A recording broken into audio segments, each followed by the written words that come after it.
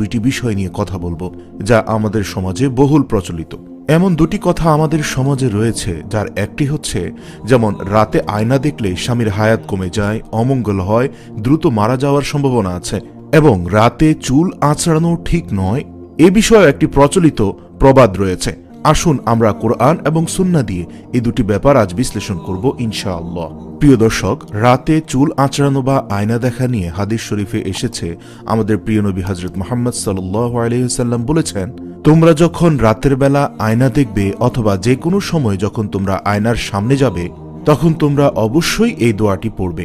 দোয়াটি হচ্ছে আল্লাহুম্মা হাসসানতা খালকি ফাহসিন খুলুকি। হাদিসখানা এসেছে শুআইবুল ঈমান 8302 নম্বর।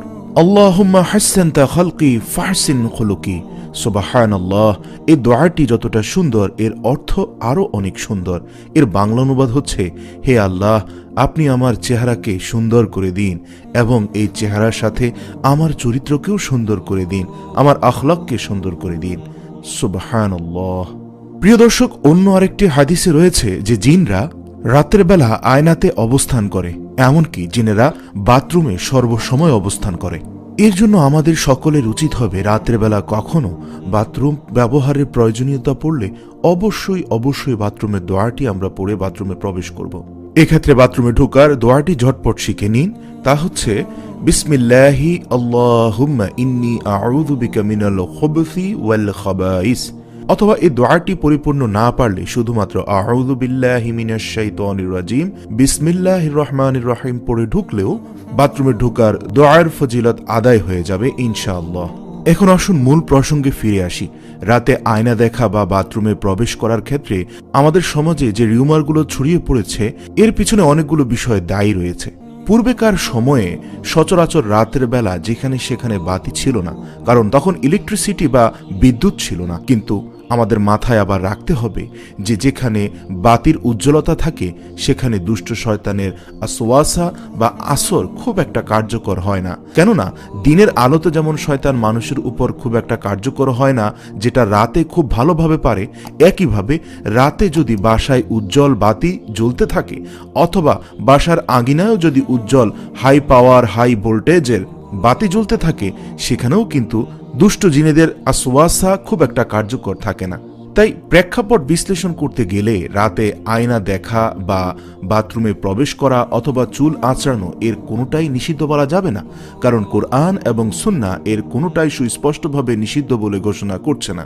তবে প্রাচীনকালে যেহেতু অন্ধকারে আচ্ছন্ন ছিল, রাতের সময় কুপি বা হারিকেন জ্বালিয়ে অথবা মশাল জ্বালিয়ে মানুষ কিছু জায়গা আলোকিত করতে সক্ষম হতো, তাই তখনকার সময়ের অভিজ্ঞতার আলোকে মনীষীরা এই কথাগুলো বলতেন যে রাতে আয়না দেখা যাবে না বা চুল আঁচড়ানো যাবে না। এছাড়াও রাসূল পাক সাল্লাল্লাহু আলাইহি ওয়াসাল্লাম সবসময় আয়নায় একটা পর্দা দিয়ে রাখতে বলেছিলেন। তাই কখনো এরকম যে কোনো রিউমারের উপরে আমল করা অথবা আশঙ্কিত হওয়ার কারণ নেই।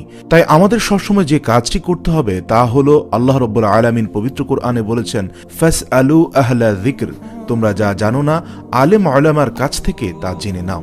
প্রাচীন প্রেক্ষাপটের আলোকে অনেক সময় অনেক মনীষীরা গুণীজনেরা অনেক প্রবাদ বাক্য সমাজে ছড়িয়ে দিয়েছেন, যা বর্তমান জ্ঞান বিজ্ঞানের যুগে পরিবেশ পরিস্থিতি পরিবর্তনের আলোকে এখন আর কার্যকর নেই। তাছাড়া যে কোনো বিষয় কোরআন সুন্নাহ দিয়েই আমাদের বিশ্লেষণ করতে হবে, কেননা মহান রব্বুল আলামিন পবিত্র কোরআনে বলেছেন, আজ তোমাদের জন্য তোমাদের দিনকে পরিপূর্ণ করে দিলাম।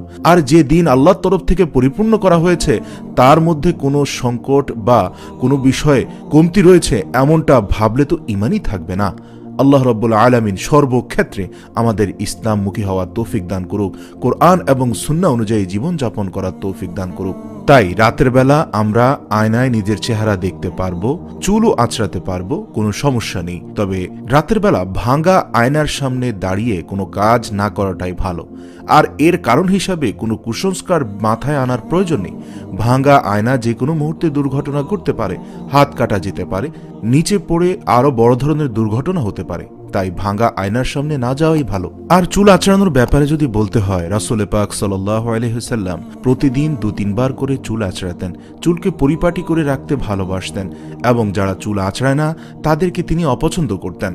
তো আপনি রাতের বেলা আয়নার সামনে চুল আঁচড়ালে এতে কোনো সমস্যা নেই। তবে রাতের বেলা চুল আঁচড়ানোটা পরিহার করতেই বলেন অনেক মুরব্বীরা। এর কারণ মূলত একটাই, তা হচ্ছে রাতের বেলা আপনি যে চুলটাকে পরিপাটি করছেন তা হয়তো ভালোভাবে হবে না আলো স্বল্পতার জন্য। তাই দিনের উজ্জ্বল আলোতেই এই কাজগুলো করাটা উত্তম। কিন্তু এ নিয়ে যেন আমাদের অন্তরে কোনো অপসংস্কৃতি বা কুসংস্কার বাসা বাঁধতে না পারে, এ বিষয়ে আমাদের সচেতন থাকতে হবে। সর্ববিষয়ে সর্বক্ষেত্রে আমরা কোরআন এবং সুন্নাহকে শক্ত করে আঁকড়ে ধরে থাকব ইনশাআল্লাহ। আল্লাহ রাসূল সাল্লাল্লাহু আলাইহি ওয়াসাল্লাম বিদায় হজের ভাষণে বলেছেন, তোমাদের মধ্যে কেউই পথভ্রষ্ট হবে না যদি শুধুমাত্র দুটি জিনিসকে আঁকড়ে ধরে থাকে, এক কিতাবুল্লাহ তথা কোরআন মাজিদ, দুই সুন্নাত রাসূলুল্লাহ তথা রাসূল পাক সাল্লাল্লাহু আলাইহি ওয়াসাল্লামের উপদেশ তথা হাদিস। আল্লাহ আমাদের শেষ নিঃশ্বাস পর্যন্ত এই দুটিকে আঁকড়ে ধরে থাকার তৌফিক দান করুক, আমিন।